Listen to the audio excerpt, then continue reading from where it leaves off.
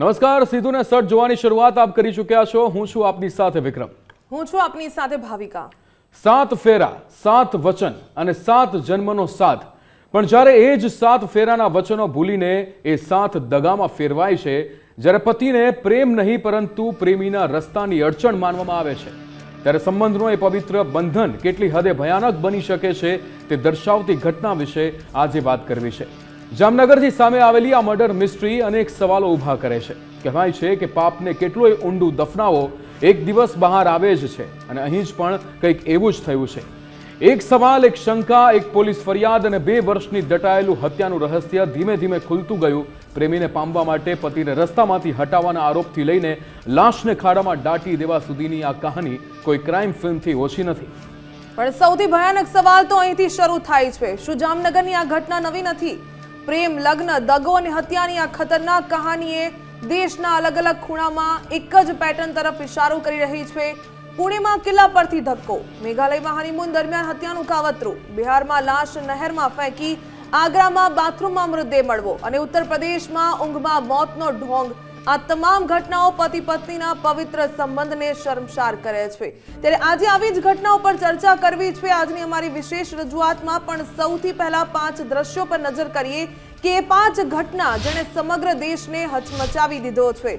7 જન્મ સુધી સાથ આપવાનો વાયદો કરીને સપ્તપદીના ફેરા ફરનારી પત્નીના હાથ લોહીથી લથપથ થઈ ગયા। વાવથરાથી એક કિસ્સો સામે આવ્યો જ્યાં એક વ્યક્તિને મોતને ઘાટ ઉતારી દેવામાં આવ્યો। વિજાપુર, જામનગર, પુણેમાં પણ એ જ કહી શકાય કે સામે આવ્યું છે। ગુજરાતથી લઈ દેશભરમાં પાછલા કેટલાક સમયમાં પતિની હત્યા કરવાનું કેસનું જાણે ઘોડાપુર આવ્યું છે। દેશભરમાં ચર્ચા જગાવનારા આવા કેટલાક કિસ્સા પર નજર કરીએ તો જામનગરની દરેડ જીઆઈડીસીના એક કારખાનામાં 12 ફૂટ ઊંડા ખાડામાંથી જિગ્નેશની લાશ મળી આવી। મૃતકની પત્ની પૃથ્વીએ પતિ 2 વર્ષથી ઓસ્ટ્રેલિયા કમાણી કરવા ગયાનું કહીને રાજ છુપાવી રાખ્યું, પરંતુ કહેવાય છે ને કે પાપ છાપરે ચડીને પોકારે, તેમ જિગ્નેશનો પિતરાએ ઓસ્ટ્રેલિયા જવાનો હોવાથી આકરી પૂછપરછ અને પોલીસ ફરિયાદની ધમકી આપતા પૃથ્વીએ હત્યા કર્યાનું રાજ ખુલ્યું। થોડા સમય પહેલા થરાદના 9 સંતાનોની માતા નર્મદા બહેને 4 દીકરીઓની હાજરીમાં જ પ્રેમી સાથે મળીને પતિનું ગળું દબાવી મોતને ઘાટ ઉતાર્યા। ત્યારબાદ રોટાવેટરમાં અકસ્માતે મોત થયાનું તરકટ રચ્યું। વિજાપુરમાં પણ આ જ પ્રકારનો કિસ્સો સામે આવ્યો જ્યાં પતિની મારઝૂડથી કંટાળેલા રીટાબહેન પટેલે એક્ટિવા પર દુકાનેથી ઘરે પરત ફરતા પતિ વિનોદ પટેલને કારની ટક્કર મારીને પતાવી દીધા હતા। ત્યારે આવી જ ઘટનાઓ જે સામે આવી રહી છે જેણે દેશને અહીંયા હચમચાવી દીધો હતો, તેવી જ ઘટના પુણેના લોહાગઢની અંદર એક કિલ્લા પરથી સિયાએ ધક્કો મારીને ચેતનને મોતને ઘાટ ઉતારવાનો જે કેસ હોય કે પછી મેઘાલયમાં પૂર્વોત્તરના લોકપ્રિય પર્યટન સ્થળ મેઘાલયમાં હનીમૂન કરવા ગયેલા કપલ પૈકી સોનમે રાજા રઘુવંશીની કરાવડાવેલી એ આયોજનબદ્ધ મર્ડરની ઘટના હોય, આ તમામ બનાવો સામાજિક રિવાજોના તાળાવાળાને તાર કરનારા છે।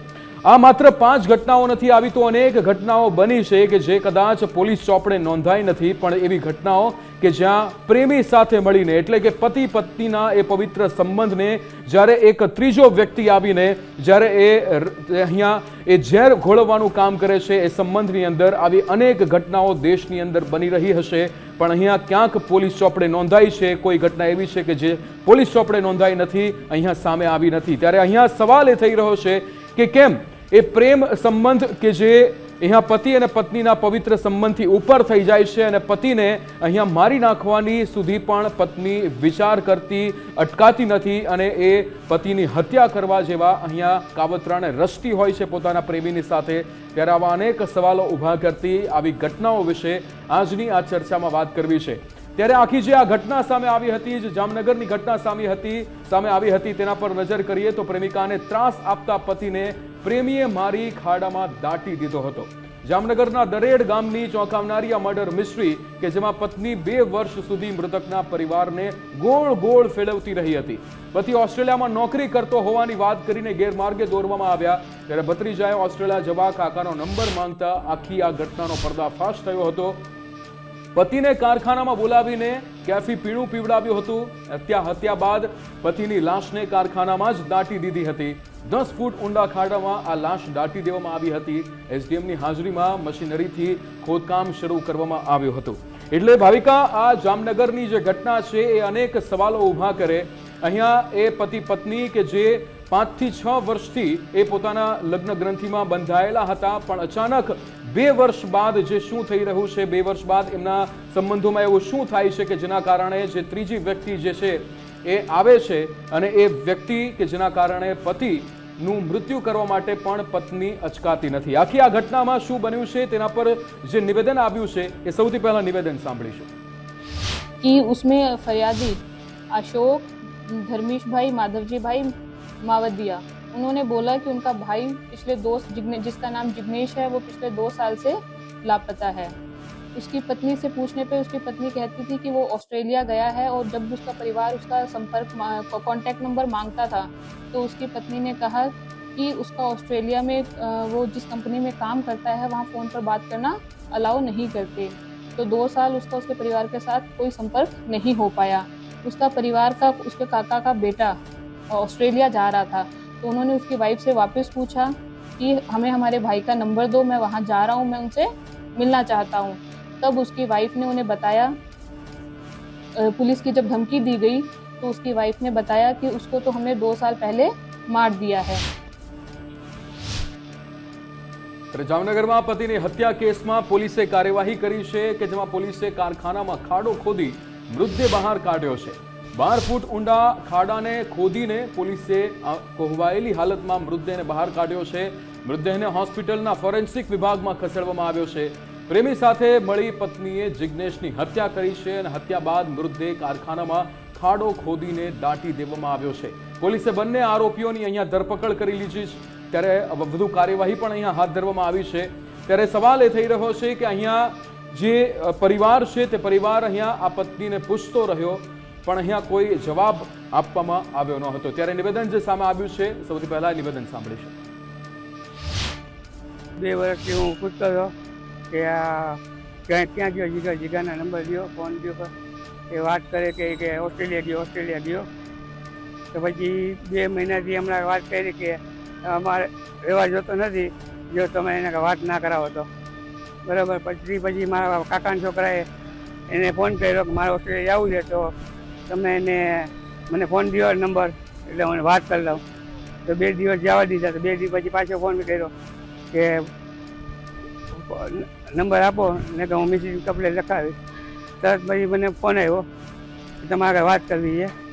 તો એ વાત કરવા આવી ને પછી મને તરત જ આવી રીતના કીધું કે મારા ભાઈ ગુજરી હોય, તારા ભાઈ માર નાખ્યો એમ કીધું તરત જ. અનૈતિક સંબંધની આડમાં પત્ની દ્વારા વધી રહેલા પતિના હત્યાના બનાવોને પગલે જામનગરમાંથી પણ આવો જ એક બનાવ સામે આવ્યો છે, જેમાં પત્ની એવી પ્રેમિકાએ પોતાના પ્રેમીની સાથે મળી 2 વર્ષ પૂર્વે પતિને મોતને ઘાટને ઉતારી દઈ કારખાનામાં એ જ મૃતદેહને 12 ફૂટનો ખાડો ખોદીને દફનાવી દેવામાં આવ્યો હતો. હવે 2 વર્ષ બાદ આ ભાંડો ફૂટ્યો છે. કહેવામાં આવે છે કે પાપ છાપરે ચડીને પોકારે છે. એવા જ સમયે આ પાપ છાપરે ચડીને પોકાર્યું છે. પોલીસે જે યુવાન છે તેનો મૃતદેહ બહાર કાઢ્યો છે અને હાલ પ્રેમિકા એટલે કે પત્નીના પ્રેમીની અને પત્નીની ધરપકડ કરી લેવામાં આવી છે અને આ કેસની વધુ તપાસ હાથ ધરવામાં આવી છે. કેમેરામેન હિરેન ગાંધીની સાથે નતુ આહિર, ગુજરાત ફર્સ્ટ, જામનગર. સવાલ અહીં અનેક થઈ રહ્યા છે કે ફક્ત તેનો પતિ ન હતો, કોઈનો દીકરો હતો, કોઈનો ભાઈ હતો, પરંતુ શા માટે તેની હત્યા કરી દેવામાં આવી? તેને જીવવાનો અધિકાર હતો, શા માટે તેની પાસેથી આ અધિકાર છીનવી લેવામાં આવ્યો? આ તમામ મુદ્દાઓ પર ચર્ચા કરવી છે. મારી સાથે ગેસ્ટ પેનલ જોડાઈ ચૂક્યા છે. જમીનીબેન પટેલ, એડવોકેટ, આપનું ખૂબ ખૂબ સ્વાગત છે. જસી દાદી, અભિનેત્રી, જસી દાદી, આપનું પણ સ્વાગત છે. દર્શિત કુરાટ, સોશિયલ મીડિયા ઇન્ફ્લુએન્સર અને એડવોકેટ, આપનું પણ દર્શિત સ્વાગત છે ગુજરાત ફર્સ્ટમાં. સૌથી પહેલા જમીનીબેન આપની પાસે આવવા માંગીશ. દિન પ્રતિદિન આ પ્રકારના કિસ્સાઓમાં વધારો થઈ રહ્યો છે, માનસિકતા લોકોની બદલાઈ રહી છે, પરંતુ સૌથી મોટો સવાલ કે જ્યારે એક પતિ પત્ની આ પ્રકારે તેમની સાથે સારા સંબંધ નથી રહેતા અને ત્યારબાદ મોતને ઘાટ ઉતારી દેવામાં આવે છે, ત્યારે આ પત્ની સામે કેવા પ્રકારની કાર્યવાહી થઈ શકે છે? કાયદામાં કેવા પ્રકારની જોગવાઈ કરવામાં આવેલી છે? જી બિલકુલ બેન, જ્યારે આપણે આવા કિસ્સાઓ સાંભળતા હોઈએ છીએ ત્યારે અત્યારે જે ડે ટુ ડે આપણે એમ કહીએ કે રોજ સવાર પડે અને આવા કિસ્સા આપણને ધ્યાને આવતા હોય છે, ત્યારે હું હંમેશા મારા માધ્યમથી લોકોને કહેતી હોઉં છું કે કદાચ કોઈ વ્યક્તિ સાથે તમારા મન મોટાવ હોઈ શકે, પરંતુ એ વસ્તુનું એન્ડ કોઈનો જીવ લઈને નથી થતો હોતો. આના માટે કાયદામાં ઘણી જોગવાઈઓ છે. તમે એ વ્યક્તિ સાથે રહેવા નથી માગતા તો તમે એનાથી છૂટા થઈ શકો છો, છૂટાછેડા ફાઇલ કરી શકો છો, તમારી બહુ બધી વસ્તુ હોઈ શકે છે. પરંતુ બેન, મને એવું લાગે છે કે જ્યારે એક સ્ત્રી આ પગલું લેતી હોય છે ત્યારે મને એવું ક્યાંક એનાલિસિસ પછી ખબર પડતી હોય છે કે એના સપોર્ટમાં કોઈ નથી. મીન્સ જ્યારે પરિવારમાં જઈને એમ કહેતી હોય છે કે મને આ તકલીફ છે, મને આવું છે, ત્યારે કોઈ પણ મા બાપ છે કે પરિવાર છે કે કુટુંબ છે, જ્યારે એમ દીકરીને આશ્વાસન આપી અને સાંભળે અને પૂરેપૂરું ન્યાય આપવાનો પ્રયત્ન કરે તો મને એવું લાગે છે કે કોઈ દીકરી આટલા હિંસક કૃત્ય સુધી નહીં જાય. પરંતુ એના માટે જાગૃત. જેમિનીબેન, જે આપે કહ્યું એમાં હું થોડું ઉમેરવા માંગીશ કે જ્યારે કોઈ દીકરી પોતાના પતિ સાથે મનમુટાવ છે, ક્યાંક તેના ઝઘડા થઈ રહ્યા છે, નથી ઘર સંસાર બરાબર ચાલી રહ્યો, ત્યારે કોઈની પાસે જાય છે, કોઈ એનું સાંભળતું નથી, પરંતુ તેનો ઉપાય એ ન હોઈ શકે કે પતિને જ રસ્તામાંથી હટાવી દે. તે ના હોઈ શકે. ક્યાંક કહી શકાય કે અલગ થઈ શકે તેનાથી, કે પછી કોઈની સાથે વાતચીત કરવાનો જો કોઈ સ્કોપ ન બચતો હોય તો બીજા અનેક ઘણા રસ્તા છે. કારણ કે ફક્ત એ માત્ર એનો પતિ નથી, કોઈનો દીકરો પણ છે, કોઈનો ભાઈ પણ છે, કોઈનું ઘર ચાલતું હશે એના આધાર પર. અને એક જ્યારે સ્ત્રીની હું જ્યારે વાત કરતી હોઉં ત્યારે આપણે અત્યારે દિન પ્રતિદિન જોઈએ છીએ કે સ્ત્રી દરેક ક્ષેત્રમાં ઇક્વલ બની રહી છે, દરેક ક્ષેત્રમાં ડંકો વગાડી રહી છે, પરંતુ આ પ્રકારની સ્ત્રીઓ કલંક લગાવી રહી છે. જી બિલકુલ, હું આ વસ્તુ સાથે તમારી સાથે સહેમત છું કે મેં પહેલાં જ વાત કરી કે જ્યારે તમને તકલીફ છે, મન મોટાવ છે, તો કોઈનો જીવ લેવો એ તમારો એન્ડ નથી. તમારી પાસે બીજી ઘણી એવી રેમેડી છે, કાયદાની રેમેડી છે, પારિવારિક રેમેડી છે, બહુ બધી રેમેડી છે, પરંતુ એ વસ્તુની તમારે ચર્ચા કરવી પડે. પણ જ્યારે કોઈ સ્ત્રી જ જ્યારે ગુનામાં હોય ને પોતાને એવું લાગતું હોય કે મેં જ ખોટું કર્યું છે, કે આવા બધા જ્યારે એક્શન રિએક્શન થતા હોય છે બેન, ત્યારે મેરિટલ અફેર જ સામે આવતું હોય છે. કોઈ પણ પતિ એને માનસિક ત્રાસ કે ઘરેલું ત્રાસ જે આપતા હોય છે તો એનું નિવારણ થતું હોય છે જ્યારે આપણે કહીએ કે સ્ત્રી નિર્દોષ હોતી હોય છે ત્યારે.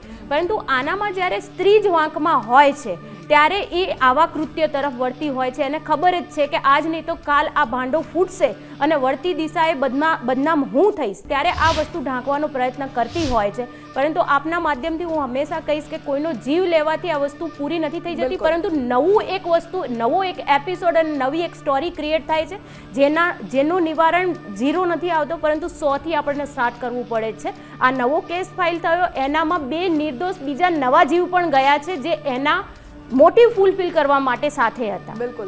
આમાં સૌથી કહી શકાય દરેક કિસ્સા ઉપર નજર કરીએ તો દરેક કિસ્સામાં એક વાત સ્પષ્ટ સામે આવે છે કે એક્સ્ટ્રા મેરિટલ અફેર. જ્યારે એક ઘર સંસાર ચાલી રહ્યો હોય પતિ અને પત્નીનો, દરેક ઘરમાં કહી શકાય કે સાથે રહેતા હોય તો થોડા નાના મોટા ઝઘડા થતા હોય, પરંતુ જ્યારે કોઈ ત્રીજા વ્યક્તિની એન્ટ્રી થતી હોય છે ત્યારે આ ઘર સંસાર છે તે તૂટી જ જતો હોય છે અને હવે તો આ કરુણ ઘટનામાં પરિણમતો હોય છે. જસી દાદી, આપ એક માતા છો, હું આપના પોઈન્ટ ઓફ વ્યૂથી સમજવા માંગીશ જામનગરનો આ જે બનાવ સામે આવ્યો, જ્યારે એક પત્ની ક્યાંક ને ક્યાંક પોતાનો પતિ છે તેની સાથે નથી રહી શકતી ને મનમુટાવ ચાલતા હોય, ઝઘડા થતા હોય અને ત્યારબાદ કોઈ ત્રીજા વ્યક્તિની એન્ટ્રી થાય, પરંતુ એક પતિને મારી નાખવો, એ પતિને મારે છે પરંતુ કોઈકના દીકરાને પણ મારે છે ને. આ વસ્તુ બહુ ગલત છે. અને જેમ જમીને બેને કીધું કે વાત કહેવા જેવી હોય તો કુટુંબવાળા એના પરિવાર સાંભળે ને, પણ એ વસ્તુ ગલત કરી છે એણે, એટલે કોઈને શેર કરી ના હોય. બરાબર, પોતાની મરજીથી જીવવા માટે કોઈના દીકરાનો જીવ લેવો એ બહુ જ ખોટી વસ્તુ છે. તમને ના ફાવે તો અલગ થઈ જાઓ. તમારા ઘરમાં પ્રોબ્લેમ હોય તો તમે ફેમિલીને સમજાવો, ફેમિલી આગળ શેર કરો. અને કાયદાઓ બહુ સારા કાયદા હોય છે તો તમે કેસ પણ કરી શકો કે ભાઈ મને માનસિક ત્રાસ આપે છે, પણ કોઈનો જીવ લેવો એ બહુ ખોટી વસ્તુ થાય છે. અને આવા કિસ્સા હમણાં બહુ જ જોવા મળે છે. એટલે આ તો કહેવાય ને, પણ હવે છોકરાના મા બાપ હવે ડરે છે લગ્ન કરાવવા. એટલે આ વસ્તુ બહુ સમાજમાં ખોટું થઈ રહ્યું છે. જે વ્યક્તિને મનમાં ખોટું હોય ને એટલે શેર ના કરી શકે. બાકી ઘરારૂમાં કંઈ પણ પ્રોબ્લેમ હોય ને તો મા બાપને, ભાઈ ભાભીને બધા શેર કરતા જ હોય છે. પણ એણે જે ગલત વિચાર્યું હતું અને ગલત કરી રહી હતી એટલે શેર કરી ના શકે, સમજ્યા? એણે પોતાના જીવન માટે, પોતાના શોખ પૂરા કરવા માટે સામેવાળા વ્યક્તિ એટલે કે કોઈના દીકરાનો જીવ લઈ લીધો. એવી રીતે સુખ નથી મળતું ભાઈ. કર્મ નહીં છોડે કોઈને. આપે કહ્યું એ બિલકુલ વાત સાચી છે કે હવે માતા પિતા દીકરી માટે ચિંતિત નહીં બને પરંતુ દીકરા માટે ચિંતા કરશે, કારણ કે આ પ્રકારના ઘટના અને આ પ્રકારના કિસ્સાઓ આંખે ઉડીને વળગે તેવા છે. દર્શિત, આપની પાસે આવવા માંગીશ. અત્યારના સંબંધોની વાત કરવી છે કે સંબંધો જે પ્રકારે ઇન્સ્ટાગ્રામ પર રીલ સ્ક્રોલ કરતા હોય એ રીતે લાગણીઓ પણ સ્વિચ થઈ જતી હોય એવું થઈ રહ્યું છે, કારણ કે લોકોમાં હવે લાગણી પણ નથી રહી કે એક વ્યક્તિ સાથે તમે 5 વર્ષ રહો છો છતાં પણ જો એ વ્યક્તિને હવે તમારે નથી ગમતો, બીજા કોઈની સાથે એક્સ્ટ્રા મેરિટલ અફેર થઈ જાય છે તો એ વ્યક્તિને જીવવાનો જ અધિકાર નથી, તેને મારી નાખો. આ પ્રકારની મેન્ટાલિટી થઈ ગઈ છે. શું કહેશો? સનકી જ કહેવાય બધા. બેઝિકલી ઘણા સમયથી હું જોઉં છું, ખાસ કરીને હાલના જે પણ કોઈ દંપતીઓ છે, ઘણા બધા લોકો મને ડીએમ્સ કરતા હોય છે, મારી પાસે સોલ્યુશન માગતા હોય છે, તો મેં એક સિમ્પલ વસ્તુ નોટિસ કરી છે કે ક્યાંક ને ક્યાંક લોકો પોતાનું સેપરેટ જીવન જીવી રહ્યા છે, પરિવારથી દૂર છે. જ્યારે પહેલાંના સમયની અંદર લોકો જોઈન્ટ ફેમિલીની અંદર જીવતા હતા, પણ હવે આ કારવો છે, બદલાણો છે, લોકો સેપરેટ જીવન જીવવા માગે છે, એકલપણું અનુભવે છે, એકબીજાને સમય આપવાનું, એકબીજાને સમજવાનું ભૂલી જાય છે, એકબીજાને પ્રેમ કરવાનું અને સમજણની જે ભાવના છે ખોઈ બેઠા છે. ઘણી બધી વખત આ એક્સ્ટ્રા મેરિટલ અફેરનો જે પણ કંઈ મામલો છે ત્યારે આવે છે કે જ્યારે એકબીજા માટે એકબીજાને સમય ફાળવવાનો જે હોય છે, એકબીજાને જે વેલ્યુ આપવાની હોય છે, એમાં ક્યાંક ને ક્યાંક થાપ ખવાતી હોય છે, અને આ થાપ ખવાવાને લીધે સામેવાળો વ્યક્તિ અથવા તો તમારી સાથે જે જીવન જીવે છે એ વ્યક્તિ પોતાનો પ્રેમ, પોતાનો સમય બહાર શોધતું હોય છે, અને એવી રીતે તમારા દાંપત્ય જીવનની અંદર જ્યારે ત્રીજો વ્યક્તિ આવે ત્યારે તમારું મગજ, તમારો પ્રેમ, તમારા વિચારો, તમારા સિદ્ધાંતો બધું જ ખોરવાઈ જાય છે, અને પછી ક્યાંક ને ક્યાંક આવા પગલાઓ લેવાતા હોય છે, એવું મારું માનવું છે. બિલકુલ. દર્શિત, અહીંયા શું તમને એવું પણ લાગે છે, કારણ કે ઇન્સ્ટાગ્રામ પર એ રીલ્સ જે છે ને એ ક્યાંક ને ક્યાંક તમારી જે એક્સપેક્ટેશન છે ને એ વધારી દેતી હોય છે, એટલે કે મૂવીના એ સીન આવ્યા કે જેમાં તમને બહુ જ સારી સારી વાતો કરવામાં આવી રહી છે જે હકીકતથી કંઈક અલગ જ છે, એટલે ઘણીવાર એવું પણ થાય કે તમને માત્ર જે જીવનની છે ને સારી સારી વાતો જ ઇન્સ્ટાગ્રામ પર જોવા મળે કે જીવન તો આવું હોવું જોઈએ, પ્રેમ જીવન, પ્રેમ લગ્ન બાદ જો જે તમારી લાઈફ છે એ આવી થઈ જવી જોઈએ, અને પછી કદાચ ક્યાંક ઝઘડાઓ થતા હોય, ક્યાંક અણસમજ થતી હોય તો એ બેમાંથી એક પાત્રને ગમતું નથી. એટલે ક્યાંક મને એવું લાગે છે, શું આપ પણ એ વાતને સમજ છો કે ઇન્સ્ટાગ્રામની રીલ્સ જે છે ને એનાથી એક્સપેક્ટેશન ઘણી વધી જતી હોય છે, સોશિયલ મીડિયાની એ લાઈફ રિયલ લાઈફથી ઘણી અલગ નજર ચડતી હોય છે? આમાં મારું એવું માનવું છે કે સોશિયલ મીડિયા ઉપર હર એક વ્યક્તિ પોતાના પોઈન્ટ ઓફ વ્યૂ મૂકતા હોય છે, હું પણ મારા પોઈન્ટ ઓફ વ્યૂ મૂકું છું. જે લોકોને પોતાના જીવનની અંદર આ વસ્તુઓને ઉતારવાની હોય છે અને સારું જીવન અને જીવતર જીવવાનું હોય છે, વ્યક્તિઓ આને ધ્યાને લેતા હોય છે.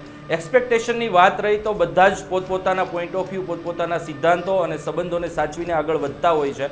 તો ઘણી બધી વખત ઇન્સ્ટાગ્રામથી માત્ર એક્સપેક્ટેશનમાં વધારો નથી થતો, પણ ઇન્સ્ટાગ્રામ ઉપર તમને નવા નવા લોકો તમારી સાથે કનેક્ટ થાય છે, અને આ જે કમ્યુનિકેશન છે ને હવે વધારે ઇઝી થઈ ગયું છે.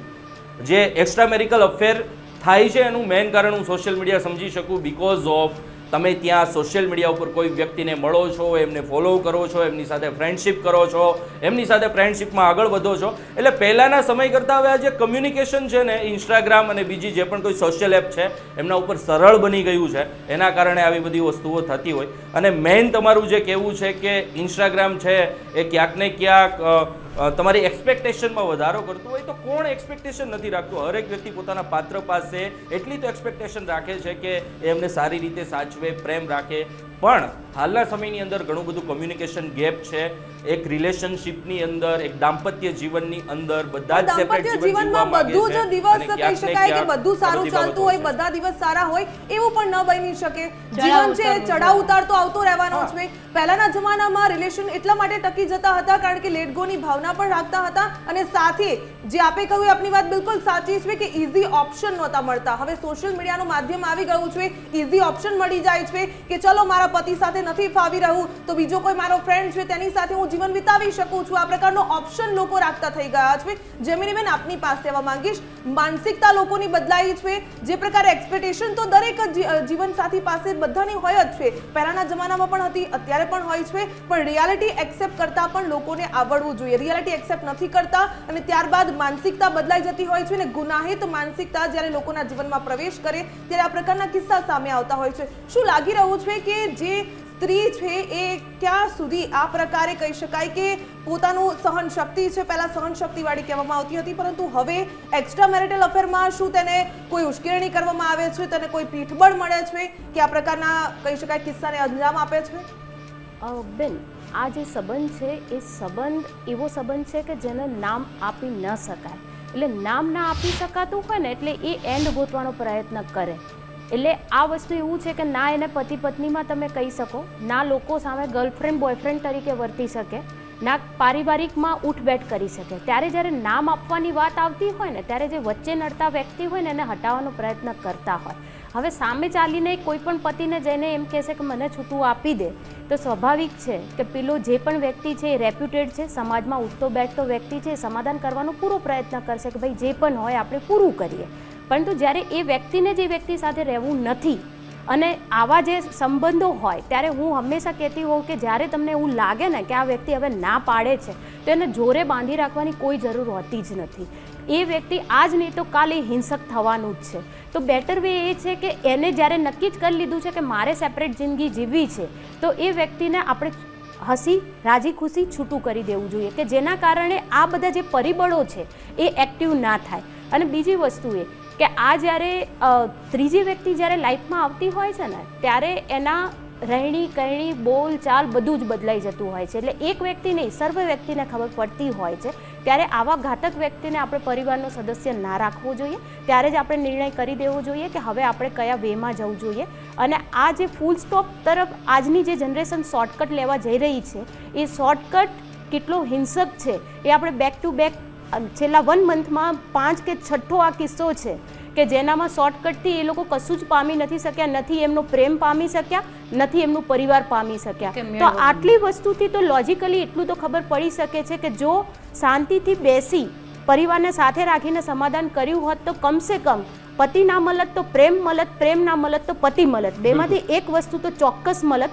આમાં પતિ પણ ગુમાવે છે, પ્રેમ પણ ગુમાવે છે અને ઇજ્જત અને જે સ્ત્રીઓ માટેની લોકોની લાગણી છે એની દિવસો દિવસ હિંસા વધતી જાય છે. અને જે પહેલાં આજનો જ એક કિસ્સો હતો કે એની દીકરાને એમ કીધું કે બેટા ચાલ તારા માટે દીકરીઓ જોઈએ તો કે ના મમ્મી મારે નથી પરણવું કારણ કે મને નથી ખબર કે એના અફેર હશે કે નહીં હોય.